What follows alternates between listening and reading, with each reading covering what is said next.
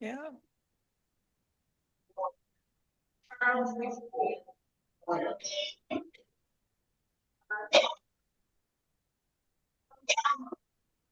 Are you ready?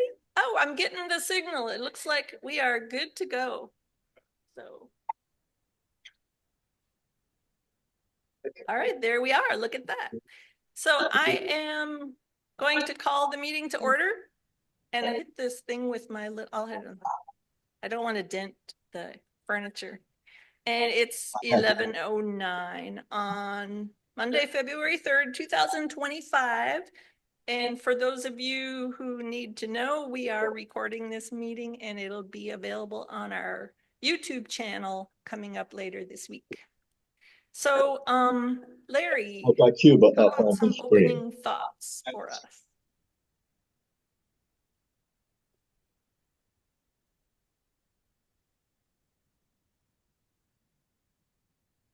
Well, I was thumbing through my little black book here, and I came upon some things to talk about. So, what if my dog only brings back the ball because he thinks I like throwing it? If poison is past its expiration, is it more poisonous, or is it no longer poisonous? Do twins ever realize that only one of them was unplanned? Do you have my face on his? Why is the letter W in English called W? Shouldn't it be called double V? Maybe oxygen is slowly killing you and it takes 75 to 100 years to work. Yeah. Every time you clean something, you just make something else dirty. Whatever this happens. The word swims upside down. It still swims. Intentionally losing a game of rock, paper, and scissors is just as hard as trying to win it. She got my face. 100 years ago, Yeah, but everyone owned a horse and only the rich had Yeah, cars. you see? Today, everyone has cars and only You'll have the to rich stop own that. horses. Do you really think Yeah, your you can future pin- self is watching you right you should now be able to through your select- memories? Select the camera and pin it. The doctors told Stephen Hawking he only had 2 years to live in 1953. They're all probably dead. If you replace W with T in what, where, and when, you get the answer to all of them. Most animals probably need glasses, but nobody knows it. If you rip a hole in the net, there are actually fewer holes than there were before. Think about it.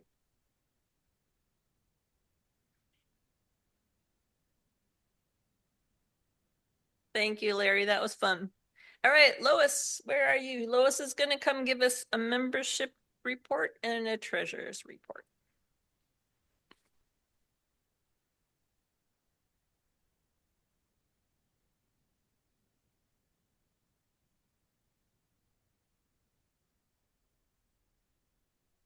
Good morning. Members, we have 22 members present. That's good. We have 3 guests, and I think you know all of them. Charles, you were talking to earlier, and Sally Williams. Is Sally here? Where's Sally?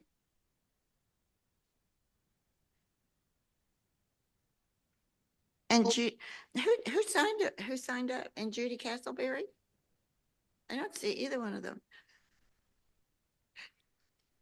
Look right there. Look up there. They're in the paper. They're here in spirit. And Tony, he signed him. Okay. Money. Okay. Let's see. we have the same amount that we did last month, $340.18, according to my records. We're all paid up to date to everything, I think. The amount, $340.18.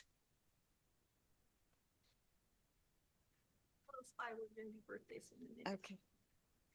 Stay up here, we're gonna do birthdays. So that balance was after the purchase of the window shades and after everything was reconciled with getting money from the other donors. Just a reminder, since we're talking about money, that your annual dues are gonna be coming up at the April meeting. So the dues will still be $25 a year and they'll be paid in April, but I'll send you a reminder before that. All right, time for February birthdays, and we have a bunch. So Adana, and she's going to call you up for your birthdays. David will get a picture.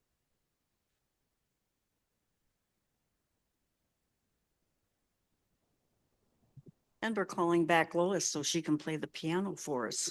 However, along with Washington and Lincoln, we do have a bunch of birthdays.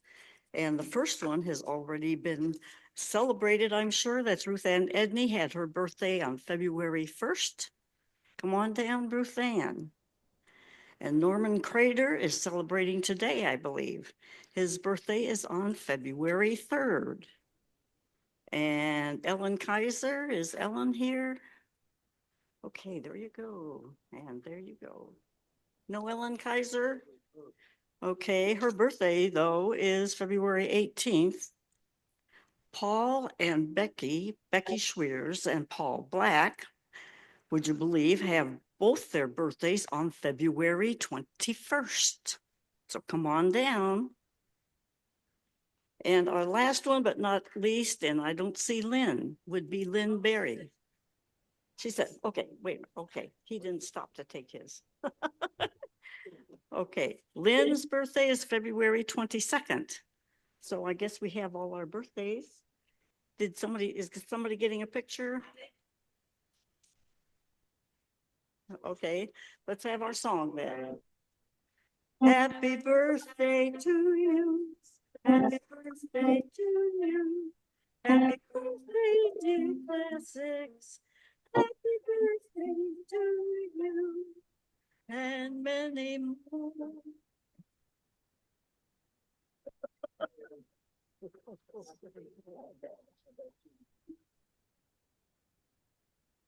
Oh, do any of our guests have a February birthday by any chance?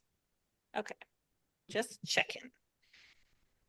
All right, we don't have very much old business today. We pretty much took care of all of our old business.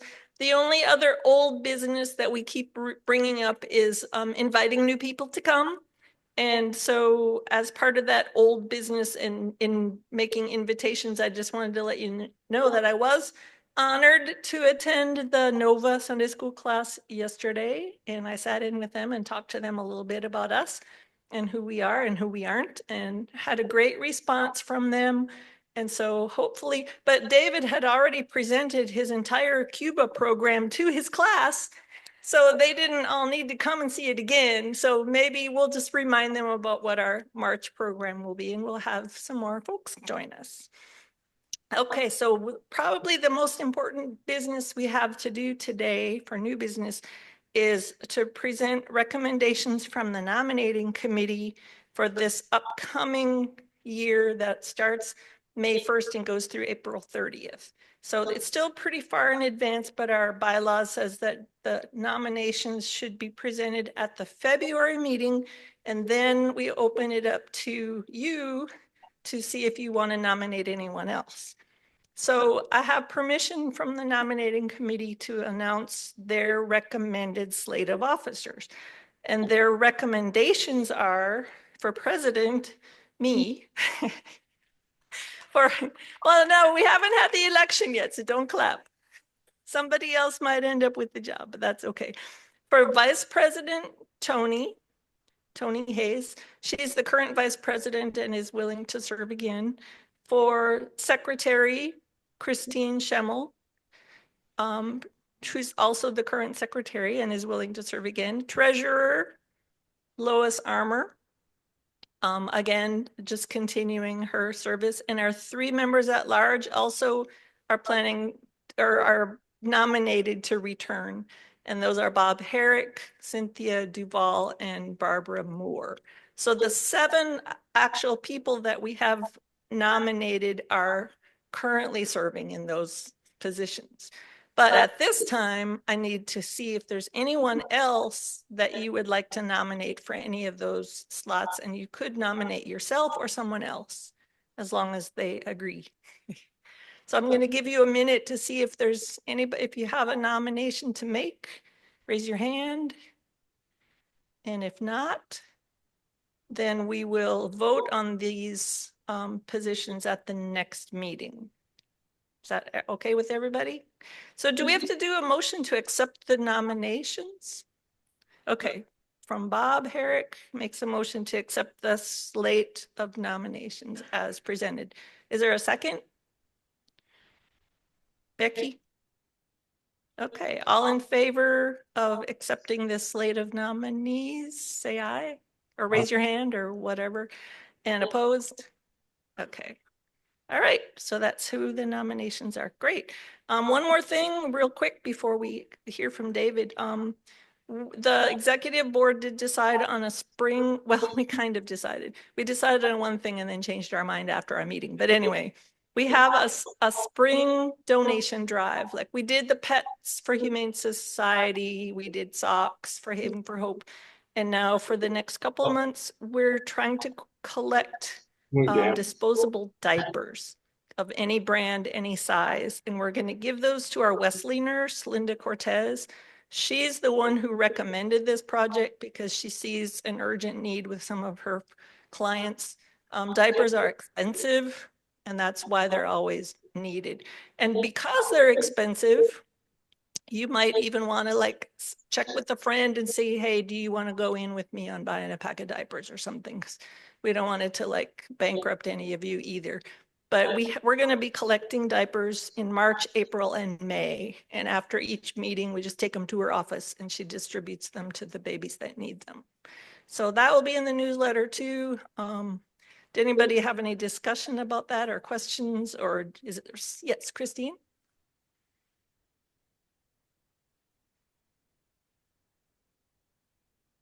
Yes, yes. After we had heard from Linda and kind of decided as a board by email that we were going to approve this program, Christine heard of another outstanding thing that's also happening right now, but you referred that to the office. It's called Souls for Souls, like shoe soles for people souls. And through CAM, you can donate shoes. And they can be brought here and the people who deliver to CAM will take the shoes. Is that correct, Christine? Yeah, it's a short window. So it's like now through the end of March, I believe. But you can read that information in the church news that comes out every week. Any kind, men's shoes, women's, athletic shoes, mostly.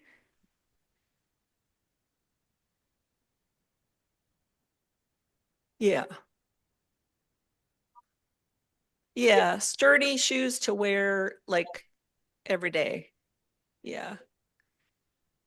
They can be used as long as they're not, you wouldn't be embarrassed to give them to your brother or sister, like something that's not in real bad shape. All right. I think that's it. So it's time to hear what we came for, and that's to listen to David and his trip to Cuba. We're delighted that David is a member of Classics and he travels a lot. And so we may hear from him again about another trip in the future. But David, welcome.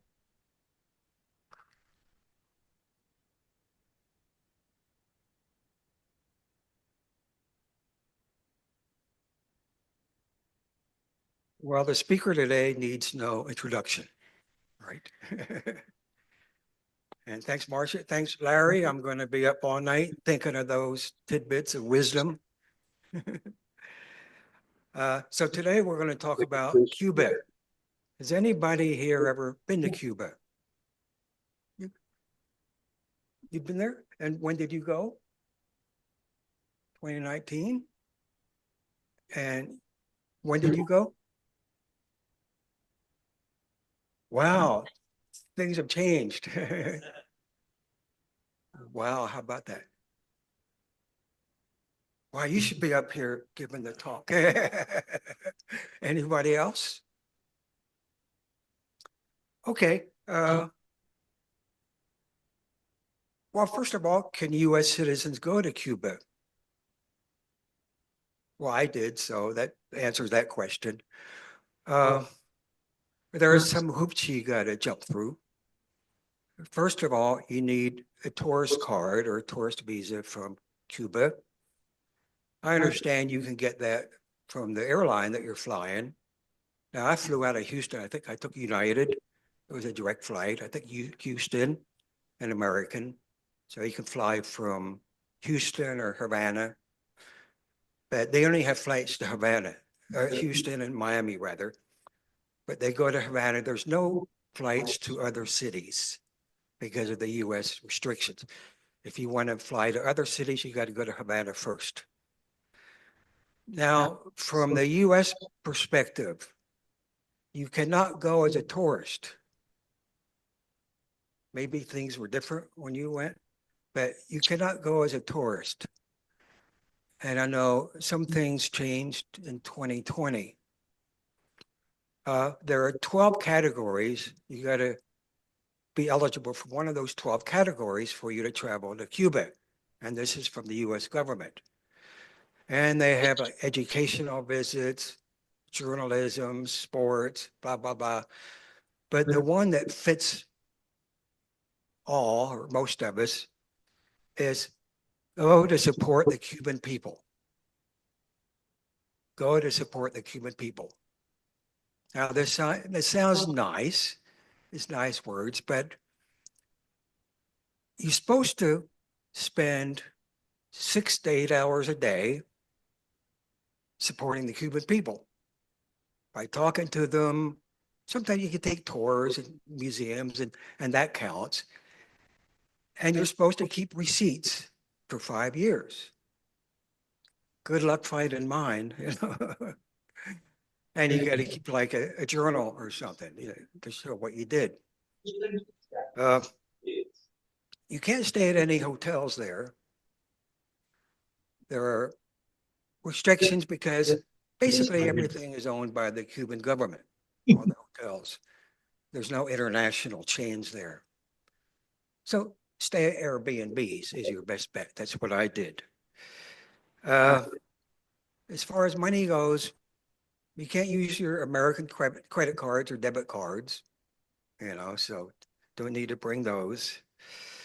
What can you bring back? When you think of Cuba, you think of alcohol and cigars, right? You can't bring those back anymore. And I read starting in 2020, they changed that. What you can bring back perfume, art, coffee. So there are certain things you can bring back, but just be aware of the restrictions. Now, when I came back to the States through customs, I wasn't asked any questions, but just in case, follow the law. Now, how about exchange of money? Now, they used to have two currencies. I don't know, maybe they did in 2019. They had the Cuban peso and they had a convertible currency, right? Well, now they just have one. Now they just have the Cuban peso. It's not a hard currency. It can't be used outside of Cuba. So it's worthless if you bring it back. The official exchange rate, the last I saw, was 54 pesos to $1. But I got advice, don't change it at the airport for that amount. The recommendation I've seen everywhere is change it at your Airbnb. Instead of 54 to 1, I got 250 to 1. And I heard now you can get 320. But don't change it on the street either. You get arrested or the fella changing whether you could be arrested, or he might be an undercover cop. So don't take a chance on changing in the street. Uh, if you get hungry for McDonald's, you all like McDonald's? There was only one in Cuba. There's only one. You know where that is? Not the airport. Good guess though. Anybody know? You know? Guantanamo Bay. You can't go there from Cuba. I mean, you might be starving for a Big Mac, but still you'd have to cross minefields and cactus plants and all kind of barriers to get there. The only way you could legally get there is from the US, and it's very hard to get permission to go to Guantanamo Bay. So forget McDonald's for a while. Does anybody know the president of Cuba?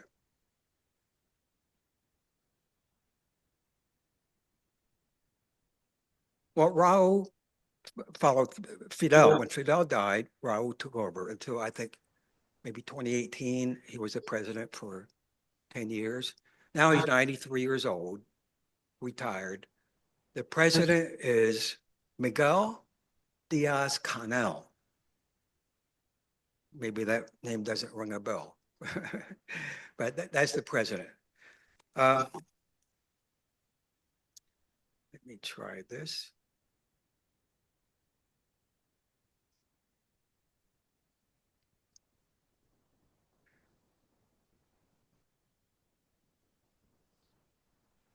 I tried.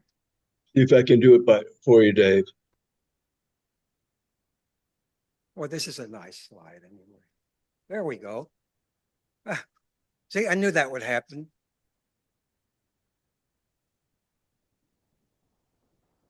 All right, stay there. This gentleman, his name is Edgar. He was the host of my Airbnb. I stayed at his home. And that's him with his old 54 Dodge, which is kind of pieced together with all kinds of, oh, I'm sorry. It's pieced together with parts from all kinds of manufacturers. Imagine if you got your first car when you were 18 and the car was already 5 or 10 years old. And that's the only car you will ever own. And you can't get parts for it. That's pretty much the way it is in Cuba. So you see a lot of these old cars, and like Edgar says, this is pieced together with other manufacturers, different parts, but it runs. Except for my door doesn't open. He had to open it from the outside. But still how they keep it running to me is amazing. Right, let's try the next one.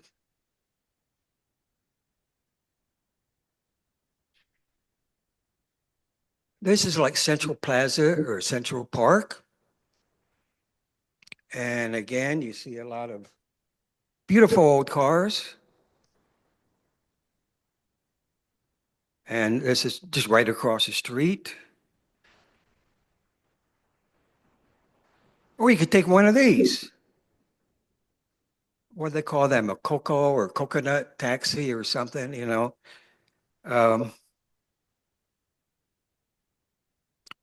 It's put together from a Vespa scooter, from what I heard.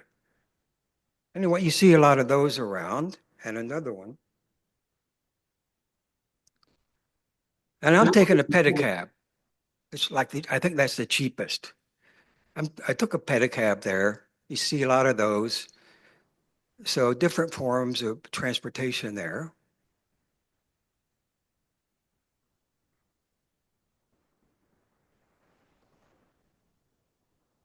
Now, would you take a taxi with this guy? Yeah, that's an old 59 Buick, I believe. And I didn't take a ride in it. I saw the driver sitting in his car. I said, do you think it would be okay if I sat in here and you took my picture? I love your car. No es posible. impossible.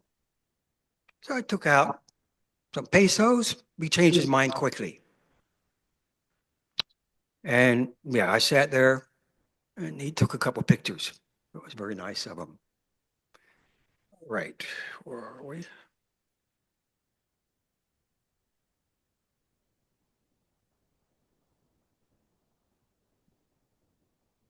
I saw a couple car crashes there. I don't think these are classic old cars. I think maybe a Volvo and a Kia.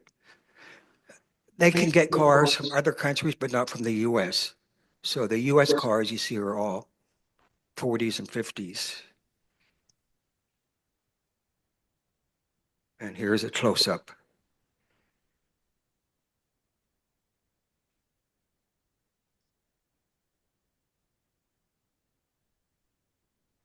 They really take care of their cars. Look how beautiful and shiny this 55 Chevy is.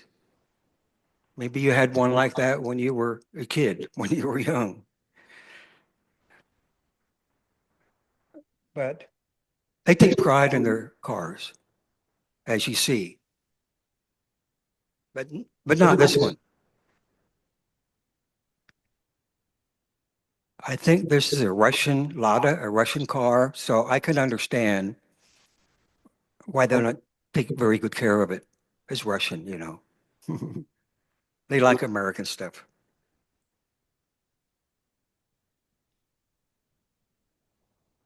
This is the view from my balcony, my Airbnb. Now, from the Central Plaza where they had all those pretty cars, it's about a 15-minute walk.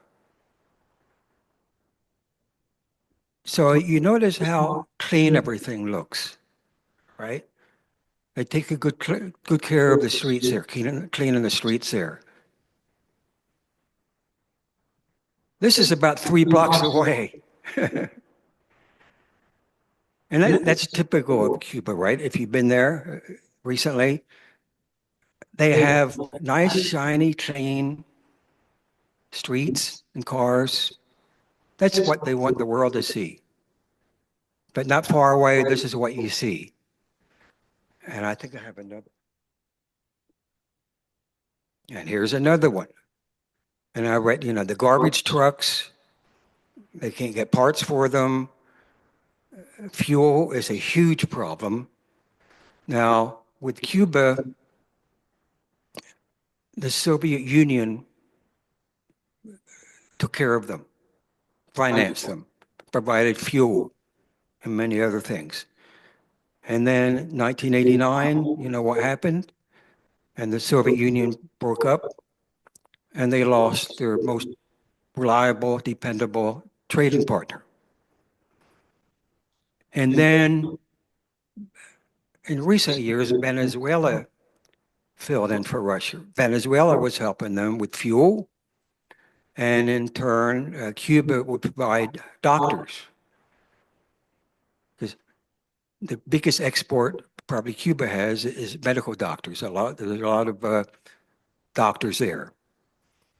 But now Venezuela is having problems. So economically, Cuba is in very poor shape. In 2021, there were even demonstrations, food riots. People were hungry.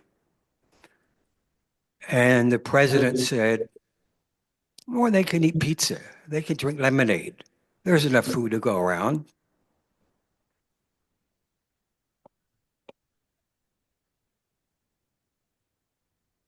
But I think it's even worse now. And I was there a year ago. And from what I understand, it's even worse. Okay.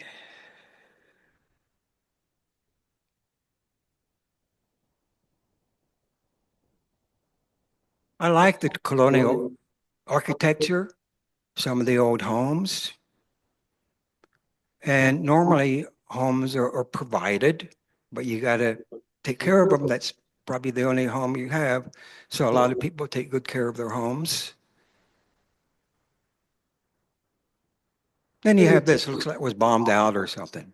So you have a variety. Like I say, They try to keep the tourist area clean, tidy. But a few blocks away, this is what it looks like.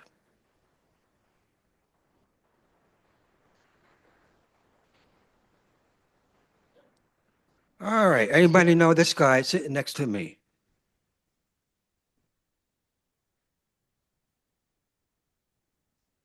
Any guess? No, there's no Castro. It's an Englishman. Guess? John Lennon. Fidel loved John Lennon. Even though John Lennon never made it there, uh, they constructed a statue for him. And I think on the bench in Spanish are the words to Imagine, the song Imagine. So, yeah.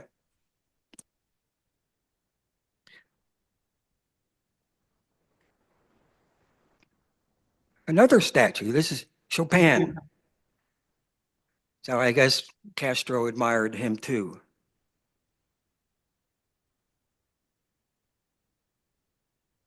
I don't know who these guys are. Looks like they had a hard day, so I don't know them.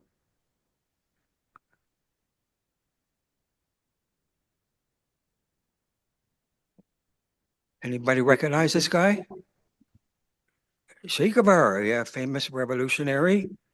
You see his picture everywhere.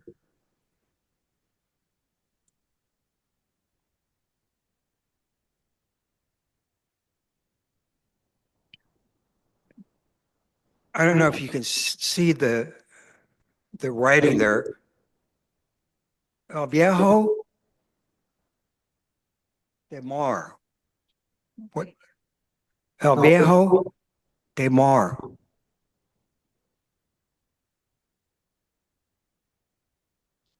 Or I think I said it wrong.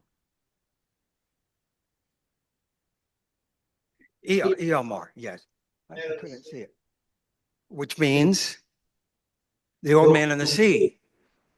So who wrote that book? Hemingway. Hemingway lived in Cuba for 20 years. And he also lived in Florida. Anybody been to his home in Key West? It's amazing. If you ever go to Key West, check out his home. They got cats everywhere. Yeah, he loved cats.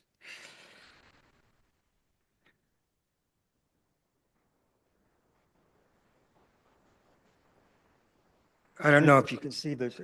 It's a Plaza of the Revolution, I believe. You see signs that say revolution everywhere. Everywhere. That's a key word to their philosophy. And we also see this. A hop-on bus. Takes you around the city for about $10. And you see the Capitol there too.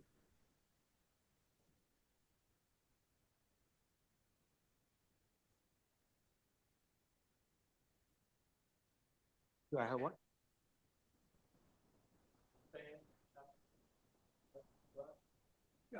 I think they have different translations depending on your language. Of course, I got on the English one. I'm sure they have Spanish and Chinese with groups. Yeah, yeah. I didn't see many Chinese there though.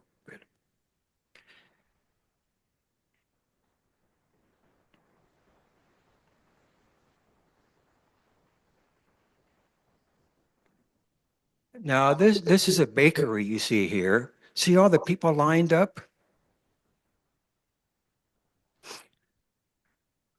Now I remember when I first went to China and back in 1989, everything was rationed. You needed ration coupons or ration cards to buy all the staples, bread and rice and beans and all that. But it's still that way in Cuba. It's not that way in China anymore. But you line up to get your basic necessities. If they run out before you get to the front of the line, too bad. You got to wait till next month. or maybe you can find something you want, but not everything. So yeah, that's the reality of day-to-day life in Cuba. Now, a lot of Cubans, they have relatives in the United States, so that's where they get a lot of their money, from their family members and friends in Florida and other places.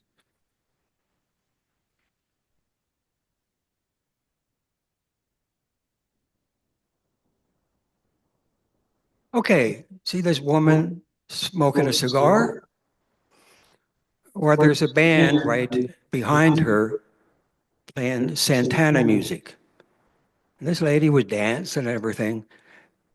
And I watched a couple of videos of Havana, and same woman was in it. So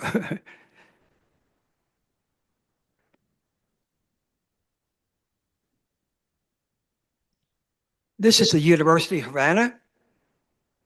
I wasn't allowed in. I walked up the steps, and the security guard stopped me. He said, "You could only come on Visitor's Day," or whenever that is.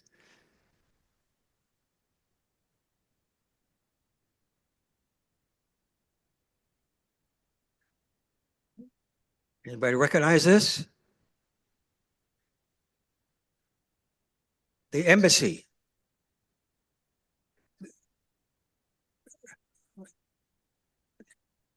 In 2015, we opened relations with Cuba during Obama's presidency. And then 2 years later, 2017, ever heard of the Havana syndrome? Where people were getting attacked, they were getting sick from microwaves or sonar or something. I don't think they ever figured out what was causing that. But in 2017, they reduced the staff to like 10 people. And I think even nowadays, it's still a very, very small staff.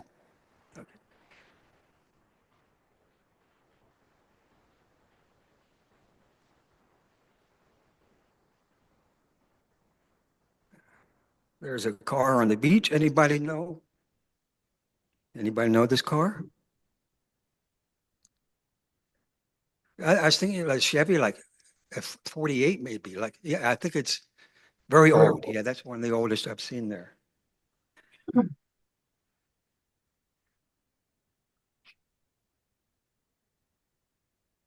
This is Chinatown. Well, the one thing interesting in Chinatown, I didn't see a single Chinese person. I didn't see a single Chinese restaurant or laundry or anything. I did see a Vietnamese restaurant, but it was closed. So I think they all left when they had a chance. I think the Chinese all came to the States. I don't know, but they all left apparently. Another old Mercury, right? 50. Larry, you know all these cars because you were around back then. I try to think of a nice way to say it.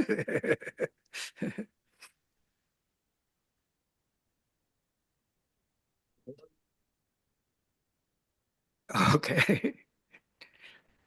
Fear this, it says on the back window.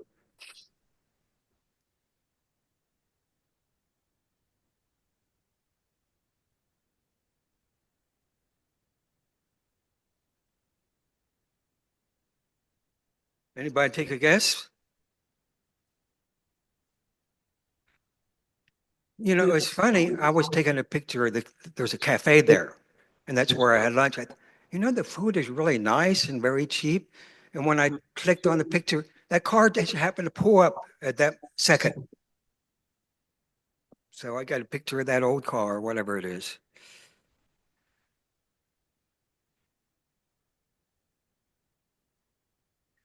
And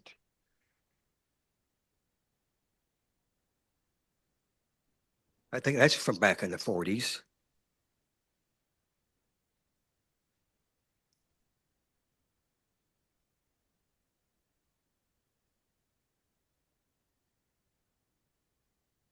57?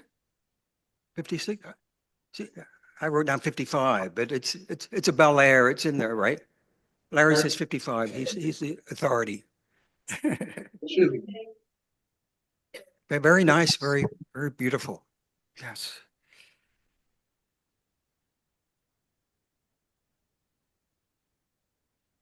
See a fisherman there on the seawall, and there's a castle in the background there. El Morro. It's an old Spanish fort. It's been around since the 1500s. The British took it over in like 1762, and then they gave it back the next year. Yeah, very historic.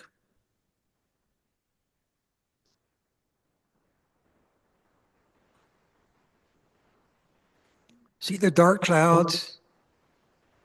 About 10 minutes after I took this picture, I got soaking wet. It was a downpour, yeah.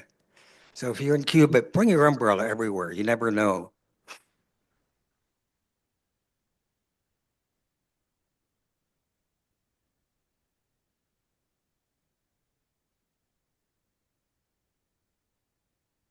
It's a cold day. See, this guy's all bundled up.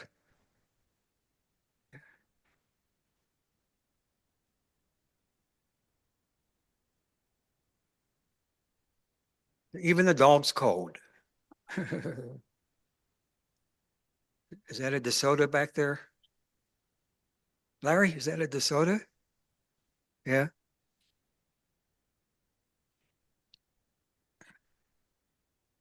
Now, this is one of the interesting parts. This is the Hemingway estate. This is where Ernest Hemingway lived for 20 years until 1961, I think.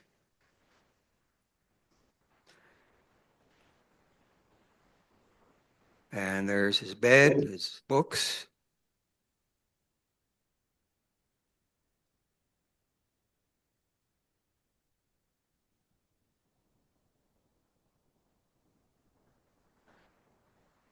These are his dogs. You know, he loved animals. He had a lot of cats in Key West.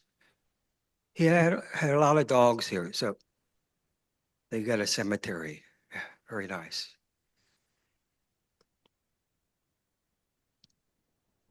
So you all know what happened to Hemingway, right?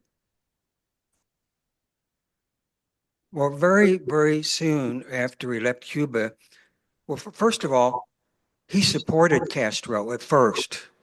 He said, anything's better than Batista, the previous dictator. But when Hemingway went back to the States, all American property in Cuba was nationalized, including his estate. That was taken over. Now, he had other problems. You know, he was an alcoholic. I think he was addicted to meds because a plane crash he was in. He was manic depressive. I think his father, his sister, and his granddaughter all committed suicide. So I don't know what triggered it, but I think losing his home, I'm sure, had something to do with it. That was terrible.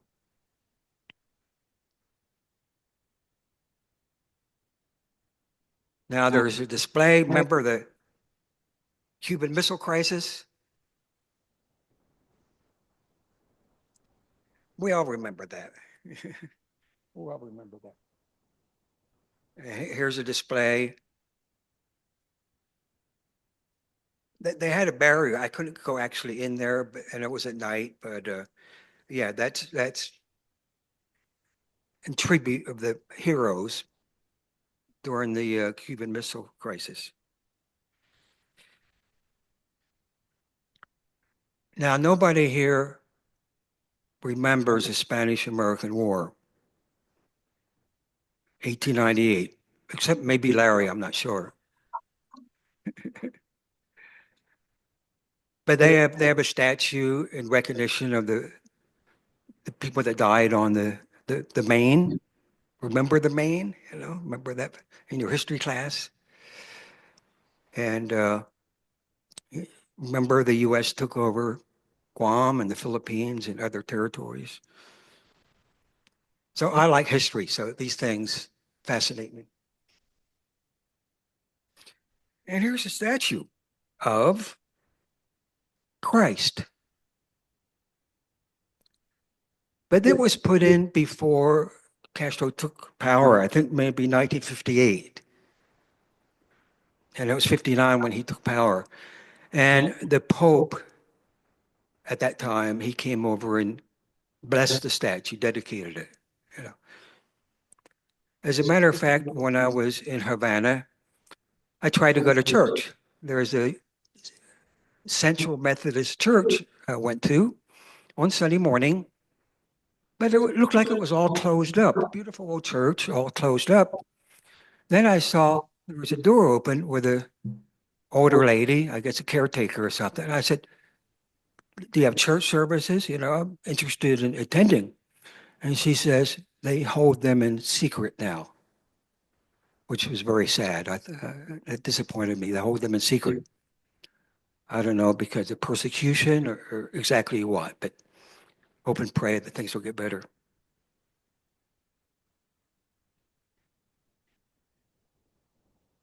This is more of the Spanish fort at night, every night at 9 p.m. This goes back to colonial times. Like I say, this is a very old Spanish fort. They shoot the cannons off every night. So that was an interesting performance.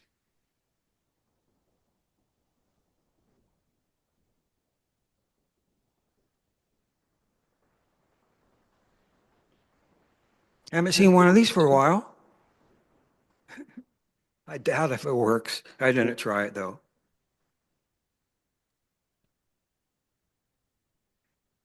This is the Airbnb where I stayed. This is the dining room or the kitchen. It was very nice. Like you say, you can't stay in hotels, but the people were very nice. They served breakfast, you know, if you wanted to pay for breakfast, which I did. And there was a husband and wife. You saw Edgar, and a daughter who's in school, in medical school, like almost everybody is, I think, in Cuba. Uh, Piano, I don't know if that works. And my bed. That was my friend there. They have a dog. And this is a daughter in med school. Yeah. Now, the thing about Cuba, you know, medical care is free, right? And the problem is taxi drivers and tour guides, they make more than doctors, which is kind of sad. I read that doctors make about $50 a month, and the average worker makes about $25 a month. And if you're on a pension, you got to make it on $12 a month. So that's why a lot of them get support from the outside, from their relatives that have left Cuba.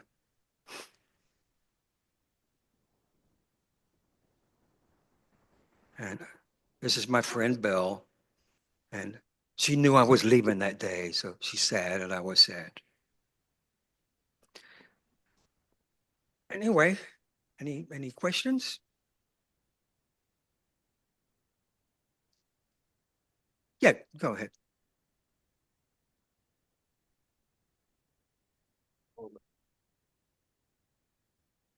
Yeah, Pop's coming. Go ahead, ask again. How were you treated there by the people? Wonderful, wonderful. I mean, you know, it's very poor, so you know there are scammers and beggars and people that you know they look at you as having a lot of money, you know. But most people, you know, I try to talk people to people in my limited Spanish, you know, and most of them responded very well. I like the Cuban people very much. Yeah. Okay, and why, I must have missed it, but I never did get why the Americans cannot stay in the hotels there. There were restrictions. I think it was in 2020. I think it was Trump 45 was the president, right? And they put restrictions that you can't buy cigars and alcohol and take them home. And there's a long list of hotels where you weren't allowed to stay at, and that hasn't changed. And I tried to go to that list today. I click on it. These are the banned hotels. And it won't work. It won't come up. It says page cannot be found, blah, blah, blah. But I assume things haven't changed, in the last year or so. So, yeah, the U.S. government, they don't want you to give money to the Cuban government. And all the hotels are owned by the Cuban government. There's no international chains or anything like that. Hotels and look around? Could you go to a hotel and walk around or go in it? Actually, I did that. And it was a very nice hotel right downtown. And I wanted to use the Wi-Fi. And I went to the clerk and I said, I don't stay here, but can I just use your Wi-Fi for a little bit?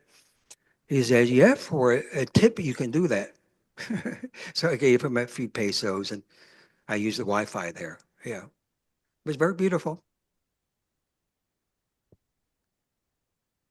Did you speak to them in Spanish or did I all of tried them to, I know tried, I English? tried the best I could. Yeah. I could use a translator there with me, but yeah, I tried my best and it wasn't too hard. Yes. In the back. The food, has it changed any? The Cuban Well, food is famous. there are limitations. As a matter of fact, you go to a restaurant, you look at the menu, and of course, it can't be a fancy government-run restaurant. It's got to be supposedly be local. And I say, well, I want this. No, we're all out. Let's try this, this, this. They're out a lot of stuff. And I said, just tell me what you do have so I can order. So that was the problem there. Yeah. But yeah, a lot of pizza. Yeah, a lot of fried rice and garlic rice and beans and stuff. So I got along well. The food was good, but no fast food joints, no, like I say, no McDonald's or Burger King or even Starbucks or anything, nothing international. Yeah. So if there's a McDonald's at where Guantanamo Bay, is that what you said? Yeah, only on Guantanamo Bay. Oh, are there people there that go to McDonald's? They can't go. No, Guantanamo Bay is only for U.S. military and prisoners. And the Cubans have mined the area all around Guantanamo. The U.S. did that before, but Bill Clinton, when he was president, he took the mines down. But anyway, yeah, there's mines and there's cactus fields everywhere. So you'd have to really want a Big Mac to go through all that, to get one. And even, like I say, even if you're a U.S. citizen, you can't just travel there, you have to have special permission. And then you go from the States, you don't go from Havana. Is there public transportation like buses and could you ride it if you wanted to? Yeah, yes. I didn't take, the taxis were so cheap. But if I was going to stay there longer and if I wanted to see more of Cuba, I'd like to try that sometime and see how it is. Yeah. I just heard it. Now this is from NPR. So they said that they're going to start sending immigrants to Guantanamo Bay as a holding area. 30,000, what I heard. Yeah. Yeah. I don't think the Cuban government will like that very much. Yeah. Yeah. Did you hear that? No, I didn't. I was only there 10 days. And yeah, I just wanted to see Havana. If I go back, I'd like to see more. Now, one thing we're talking about politics, Biden, I think on the way out the door, he signed something saying that Cuba is no longer a state sponsor of terrorism. However, Trump walking in the door, he changed that. So they are a state sponsor of terrorism, according to the government now.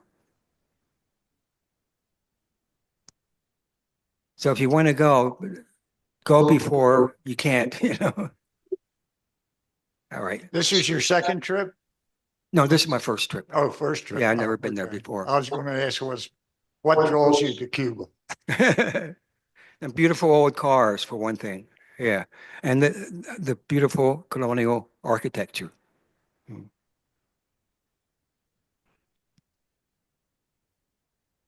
Any more? About ready? Bob? Got one back here? So when you say you can't stay at the government hotels and stuff, are there government hotels that other tourists could stay in? Oh, yeah. I think the majority of tourists they have are from Canada. And from what I read, number 2 is Russia. So since their government doesn't have restrictions, they can stay anywhere they want. Yeah, it's just the U.S. citizen can't stay at them. Can't stay in them. Okay. Right, That's what right, I was wondering, right. why they had them, but you couldn't stay in them. Yes. Okay. Yeah. Heavy what? I didn't notice that. No, no, no. Like I say, I think a lot of the Russians left. They turned to Venezuela. And you know what's happening there. They're not doing too well. Yeah. So even since I left, I think Cuba's getting more and more problems. Yeah. Anybody else? Thank you, David. Thank you very much.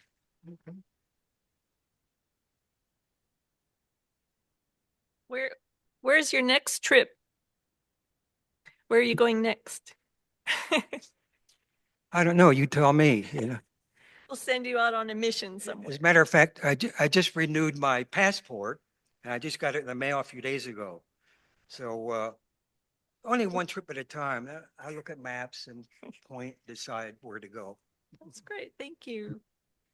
Well, our next meeting is going to be on Monday, March 3rd, and our speaker, our program is going to be our own Irene Lopez. She's a registered nurse and kind of a fitness guru, and she's going to help us figure out some things to help us be fit at whatever physical ability we've got. So it'll be kind of a health maintenance sort of, but in a fun sort of way. I don't know if you know Irene, but before she was a nurse, she was a stand-up comedian. So she'll make her presentation fun, and I'm really looking forward to it. So Lynn can't be here today. I'll close us in a blessing for our meal, and then everyone, guests, members, you're all invited to join us for lunch in the Hospitality Center. So let's pray. Dear God, thank you so much for this group of friends. Thank you for bringing us here safely. We ask that you bless our food and the hands that prepared it, and then be with us as we leave today to go out and do your will and your work. Amen. All right, enjoy lunch. Our meeting's adjourned. We're done.